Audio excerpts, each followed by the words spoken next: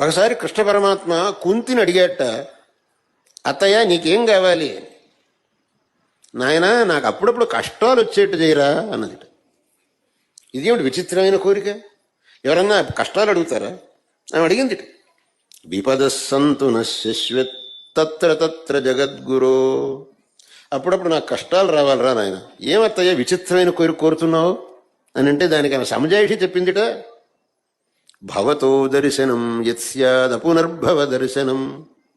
కష్టం వచ్చినప్పుడేగా నువ్వు నా జ్ఞాపకం వచ్చేది. అప్పుడు నీ దర్శనం అవుతుంది నాకు, లేకపోతే నీ దర్శనం కాదు. నీ దర్శనం అవుతుంది, నా జన్మ సార్థకం అవుతుంది నాకు నమ్మకం. కాబట్టి నీ దర్శనం కావాలంటే నాకు కష్టం రావాలి, నేను తలుచుకోవాలి, అప్పుడు నీ దర్శనం కావాలి. అందుకని నేను కష్టాలు అడుగుతున్నాను అన్నది. ఎంత వివేకంతో అడిగింది చూడండి ఆ మహాతల్లి కుంతి. అందువల్ల మనం ధర్మాన్ని, సత్యాన్ని, న్యాయాన్ని అంటిపెట్టుకుంటే మనకు కష్టాలు వస్తాయి అని అంటే దానివల్ల మనం ధర్మ మార్గం నుంచి బయటికి పోవాలి అని మాత్రం మనం అనుకోకూడదు. ఆ కష్టముల వల్ల మన యొక్క మనస్సు శుద్ధమవుతుంది, మన యొక్క మనస్సు నిర్మలమవుతుంది. మనం ఇంకా ఉన్నతమైనటువంటి జన్మను పొందడానికి అవకాశం ఉంటుంది. ఈ ఒక్క సత్యాన్ని మనం తెలుసుకోవాలి.